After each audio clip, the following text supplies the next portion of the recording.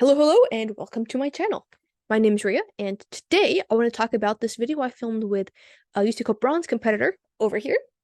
And at that time, he had done every single bronze problem on USACO Guide by himself, but he did not get the score that he wanted on the USACO contest he had taken right before this.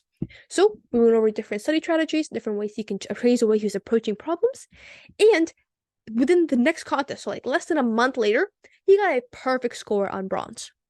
And so I got permission with him to share this with you guys. I was actually planning on posting it right after that contest, but I was super busy. So now that I'm back to uploading, here it is. Let's talk about it. What do I think made the change between his bronze score being here all the way up to like 1,000? A few of the things that we were talking about during the video is that he started by solving 70% of the problems by himself and 30% of the problems with the solution in the bronze contest. And one of my recent videos, I'll link it there and down below, called Expectations versus Reality, talks about why this essentially happens. And one of the things that essentially occurs is that if you're able to solve the bottom 70% of problems, but not the top 30% of problems, you're able to solve the easier problems, but not the harder problems. And so you may think to yourself, okay, then I'll get one problem or two problems in contest and miss one. But that's not really how it works. And I go into a lot more detail in the video that I linked below and linked up here.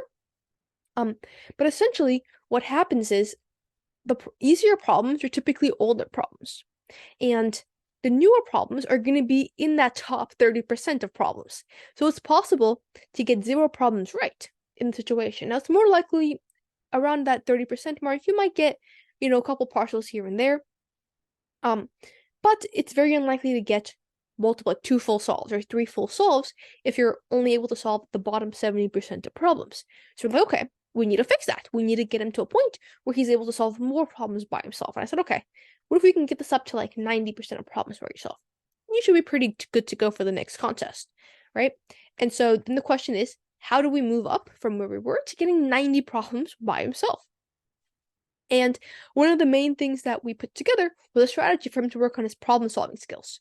So the idea is, after every problem that he worked on, if he wasn't able to get it on his own, instead of just reading the solution, implementing it, and moving on, he said, okay, let's take a step back and figure out why weren't you able to get it on your own?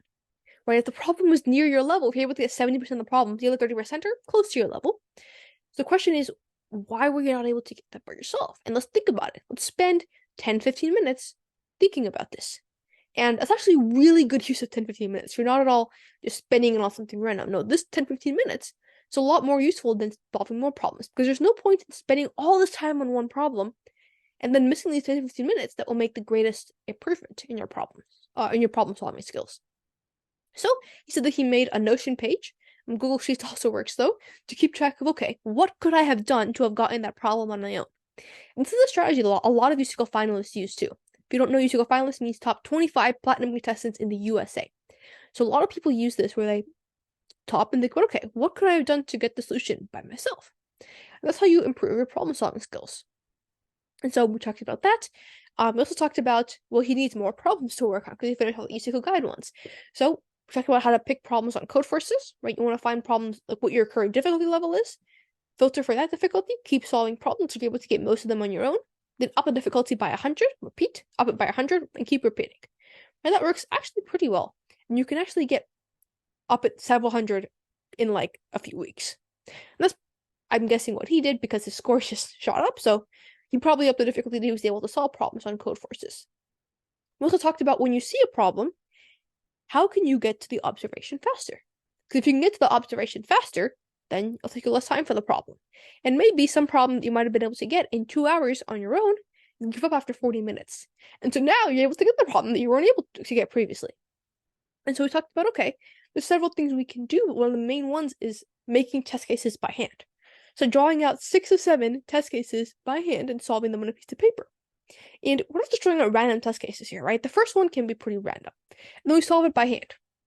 We say, okay, what algorithm that I and I say algorithm like in quotes, it's not really a full algorithm, but what did I do when I was solving it by hand? Like, what approach did I take? Then I say, okay, what if I want to make that approach that I just took fail? How can I modify the test case that I just created so that the approach I just did would fail? Then I modify the test case like that, and I solve it by hand. Okay, well, I obviously have a different approach. How can I make that approach fail? And repeat and repeat and repeat until you find an approach which you cannot make it fail. And so that sort of gets you to a point where you sort of have a decent idea of the problem. Now, obviously, when you're doing the approaches by hand, you don't want to brute force to like an n squared or an n cubed or something that's too slow, because that won't really help you. But for bronze, some of the problems that's not an issue, and the problems that it is an issue, even for silver and above, it's about thinking of, okay, what can I do to solve this by hand that's going to be smarter than brute force? And for that one test case, try to get something that's smarter than brute force. And those were some of the main stuff that we talked about in the video. You can check out that video either down below in the description, or I'll link it in the corner here. Yeah, so go check out that video. We review some of the main concepts here. There was someone also in the comments that he got a perfect score at the next contest after implementing those things too, which is pretty cool. So I hope you enjoyed this video. I would definitely say go through that video, try to implement all the main things, especially if you're very close. Like if you've been studying a lot in bronze, right? That's the video is not only for if you're brand new to bronze. It's more like if you've been studying a lot for bronze, you want to make that improvement to your score to get it up there, then go for it. Do those things, implement those, and I hope you found this video useful. If you did, give it a big thumbs up, hit the subscribe button, leave a comment, share it with your friends, do all that YouTube stuff people tell you to do, and I'll see you next video later. Bye!